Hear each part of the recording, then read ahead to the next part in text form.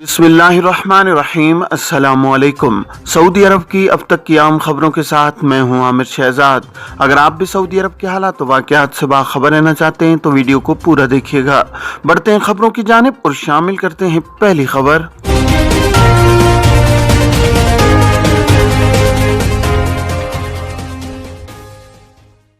सबसे पहले बात करते हैं कि इकामा में प्रोफेशन किस तरह तब्दील कराया जा सकता है। गैर मुल्की कारकुन के इकामे में उनका पेशा दर्ज होता है। कानून के मुताबिक इकामा में दर्ज पेशे के मुताबिक ही कारकुन को काम करने की इजाज़त होती है। वो अफराद जो अपने मुकर्रर पेशे के मुताबिक काम नहीं करते कानूनी खिलाफ वर्जी के मुर्तकिब होते हैं, जिस पर इन्हें भारी जुर्माने का सामना भी करना पड़ता है। इकामा में पेशा तब्दील कराने के हवाले से जवाज़ात से एक शख्स ने दरियाफ्त किया है कि इकामा में पेशा किस तरह तब्दील कराया जा सकता है। जवाज़ात के ट्विटर पर सवाल का जवाब देते हुए कहा गया है कि वज़ारत इफ़रादी क़ुव्वत और समाजी बहबूद आबादी की वेबसाइट पर पेशे की तब्दीली की सहूलत फराहम की गई है। मुताल्लिका इदारे से रुजू करने से कबल पेशे से मुताल्लिक तमाम असनाद और दस्तावेज़ात दरकार होंगी, जिन्हें इदारे की वेबसाइट पर अपलोड किया जाए। वाज़ेह है कि सऊदी अरब में गैर मुल्की कारकुनों के लिए मुकर्रर पेशे की पाबंदी करना ज़रूरी है। फ़नी पेशों से मुंसलिक अफराद के लिए लाजमी है कि वो अपने पेशे से मुतालिक तालीमी या टेक्निकल इदारे की असनाद जमा कराएं। फ़नी पेशों से मुतालिक कारकुनान के लिए लाजमी है कि वो इंजीनियरिंग काउंसिल की रुकनियत हासिल करें, जिसकी फ़ीस मुकर्रर है।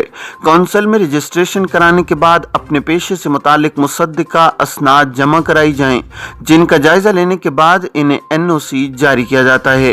काउंसिल की जानिब से जारी करदा NOC की बुनियाद पर इकामा में पेशे की तब्दीली की जाती है।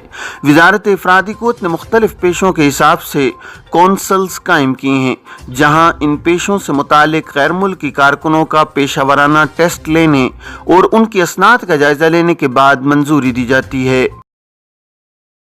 खुरूज ओहदा के इजरा के हवाले से एक शख्स ने जवाज़ात से दरियाफ्त किया है कि ट्रैफिक चालान की मौजूदगी में खुरूज ओहदा वीज़ा लिया जा सकता है या नहीं।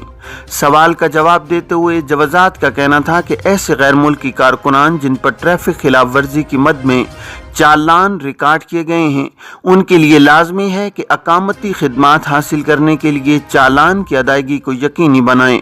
किसी भी किस्म की खिलाफ वर्जी रिकॉर्ड पर होने की सूरत में खुरूज ओहदा वीज़ा हासिल नहीं किया जा सकता। वाज़ेह है कि गैर मुल्की कारकुनों का इकामा नंबर और ड्राइविंग लाइसेंस का सीरियल नंबर एक ही होता है, जबकि ट्रैफिक खिलाफ वर्जी दर्ज होने की सूरत में उसका रिकॉर्ड जवाज़ात के मरकजी सिस्टम में भी फीड हो जाता है। इस सूरत में जब तक चालान की रकम अदा न की जाए तो इकामा तजदीद किया जा सकता है और ना ही खुरूज ओहदा या फाइनल एग्जिट वीज़ा हासिल करना मुमकिन होता है। अलावा अज़ीं गाड़ी खरीदने के लिए भी ये ज़रूरी है कि किसी किस्म का चालान बाकी न हो।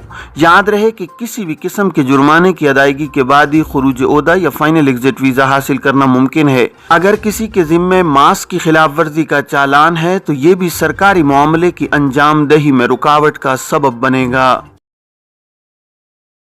मुमलिकत भर में पीर को सलात इस्तिस्का की अपील। हादिम हरमैन शरीफैन शाह सलमान बिन अब्दुल अजीज ने अपील की है कि पीर 13 दिसंबर को सलात इस्तिस्का यानी बारिश के लिए खुसूसी नमाज का एहतमाम करके बारिश की दुआएं करें। सरकारी खबर एजेंसी SPA के मुताबिक ऐवान शाही ने बयान में कहा है कि सब लोग बारिश के लिए दुआएं करें। इस मौका पर मगफरत तलब करें, तौबा करें, नेक काम करें, ज़्यादा से ज़्यादा सदका और खैरात करें, लोगों के कामों में आसानियां पैदा करें और उनके मसाइल को हल करें। शाही अपील में कहा गया है कि जो शख्स भी सलात इस्तिस्का में शिरकत कर सकता है वो ज़रूर करे। शाह सलमान की हिदायत पर हरमैन शरीफैन और मुमलिकत भर की तमाम मसाजिद में सलात इस्तिस्का का एहतमाम किया जाएगा। सऊदी वज़ारत सेहत के तर्जुमान डॉक्टर मोहम्मद अल अब्दुल आला ने कहा है कि कोरोना की नई शक्लों और वबाई वायरस के मसाइल से बचने के लिए इन दिनों बूस्टर डोज ज़रूरी है। आजिल वेबसाइट के मुताबिक वज़ारत सेहत के तर्जुमान का कहना है कि वैक्सीन की एक खुराक नाकाफ़ी है, दूसरी खुराक से मदाफ़ती निज़ाम मजबूत होता है। तर्जुमान ने ट्विटर पर बयान में कहा है कि बूस्टर डोज से मदाफ़ती निज़ाम को मज़ीद तक़वियत पहुँचती है। उन्होंने कहा है कि दूसरी डोज से मदाफ़ती निज़ाम वायरस और उसकी नई शक्लों का मुकाबला مقابلہ کرنے کے قابل ہو جاتا ہے۔ وائرس لگنے کے امکانات کم ہو جاتے ہیں، جبکہ وائرس لگنے کی صورت میں اس میں شدت نہیں آتی۔ ترجمان نے کہا کہ ویکسین کی دوسری خوراک لینے کے ایک عرصے بعد اس کی مدافعتی پوزیشن کمزور ہو جاتی ہے۔ دوسری ڈوز سے مدافعت بہتر ہوتی ہے۔ دوسری ڈوز کے 6 ماہ بعد مدافعتی نظام متاثر ہونے لگتا ہے۔ بوسٹر ڈوز سے مدافعتی نظام ایک بار پھر مضبوط ہو جاتا ہے۔ سیکیورٹی اہلکار پر فائرنگ کرنے والا شخص گرفتار۔ تبوک پولیس نے سیکیورٹی اہلکار پر فائرنگ کر کے فرار ہونے والے شخص کو گرفتار کر لیا ہے۔ سعودی پریس ایجنسی کے مطابق مذکورہ شخص نے گاڑی چوری کی اور موقع سے فرار ہو گیا تھا۔ تبوک ریجن پولیس نے کہا کہ مذکورہ شخص کا تعاقب کیا گیا تو اس نے سیکیورٹی اہلکار پر فائرنگ کر دی۔ موقع کی نزاکت اور راہگیروں کی سلامتی کو مد نظر رکھتے ہوئے مناسب جوابی اقدام کیا گیا۔ پولیس نے کہا کہ مذکورہ شخص کو گرفتار کیا گیا اور اس کے قبضے سے اسلحہ ضبط کیا گیا ہے۔ تفتیش کرنے پر معلوم ہوا کہ وہ جرائم پیشہ اور عادی مجرم ہے جو پہلے سے سیکیورٹی اداروں کو مطلوب ہے۔ پولیس نے بتایا کہ مذکورہ شخص کے متعلق ضابطے کی کارروائی مکمل کرنے کے بعد اسے پبلک پروسیکیوشن کے حوالے کر دیا جائے گا۔ ولی عہد شہزادہ محمد بن سلمان کی کویت سے واپسی، خلیجی ممالک کا دورہ مکمل۔ سعودی ولی عہد شہزادہ محمد بن سلمان نے خلیجی ممالک کا سرکاری دورہ مکمل کر کے کویت سے واپس روانہ ہو گئے ہیں۔ کویت کے ولی عہد، اسپیکر، اعلیٰ حکام اور شاہی خاندان کے افراد نے شہزادہ محمد بن سلمان کو الوداع کیا۔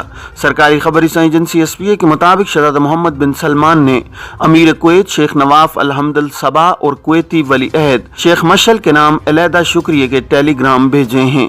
شہزادہ محمد بن سلمان نے کہا کہ دورے سے شاہ سلمان بن عبدالعزیز اور امیر کویت کی قیادت میں دونوں برادر ملکوں کے تاریخی تعلقات مزید مستحکم ہوئے ہیں۔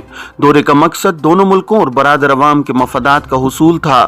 علاوہ ازیں شہزادہ محمد بن سلمان کے دورے کے اختتام پر جاری ہونے والے مشترکہ اعلامیہ میں دورے کے حوالے سے تمام نکات کا احاطہ کیا گیا ہے۔